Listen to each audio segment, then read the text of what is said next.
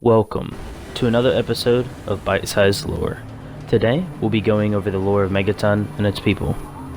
The skies were once full of bomber planes dropping bombs on American soil, but not all bombs detonated. Megaton's crater was first settled by a large group of people who worshipped the bomb and the local wastelanders in the area.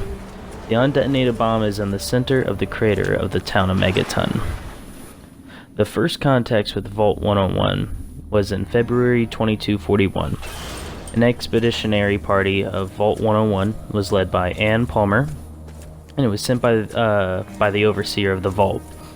And it made contacts with the first residents of Megaton. Initially, the locals were, cautious by the strangers before eventually accepting them and welcoming them in to their settlement. Palmer appointed 2 Vault residents as Vault ambassadors to Megatons for communication purposes between the Vault and the city. In 2277, the space was very limited in the town of Megaton, forcing many people, the residents of Megaton, to live in the common house, a building which would be normally used as, a void, like a voting area or a place to communicate with other people in the city. But by the time the Lone Wanderer enters Megaton for the first time, the town has been targeted by Tenpenny, and he sends out Mr. Burke to blow up Megaton.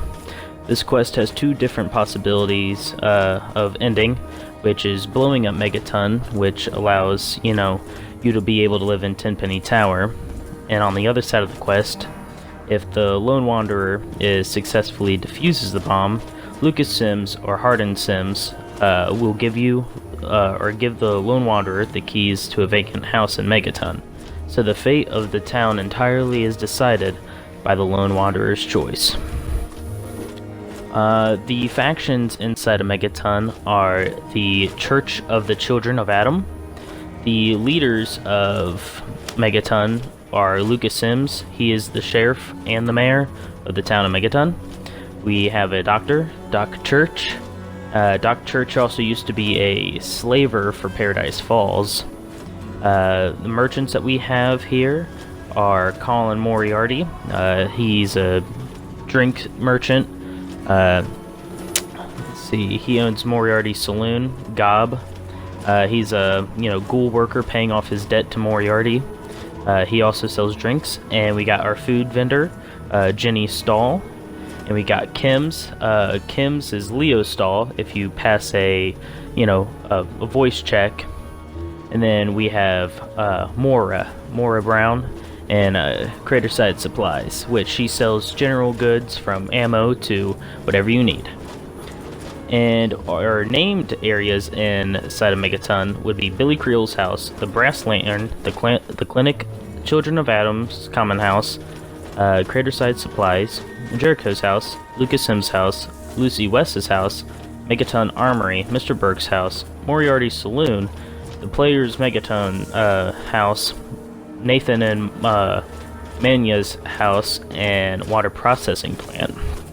The inhabitants of the city are Andy Stahl, Billy Creel, Colin Moriarty, Confessor Cromwell, Deputy Weld, Doc Church, Gob, Jenny Stahl, Jericho, Hardin Sims, Carl, which, he's with the family now. If you do it, then, he tells you about his past over there.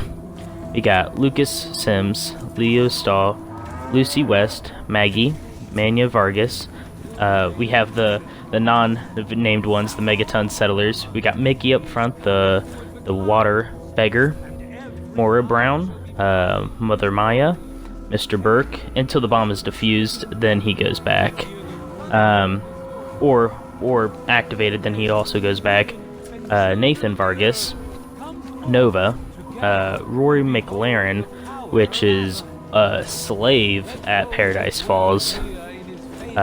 Silver used to be a person that lived in Megaton until her debt with Moriarty got too high.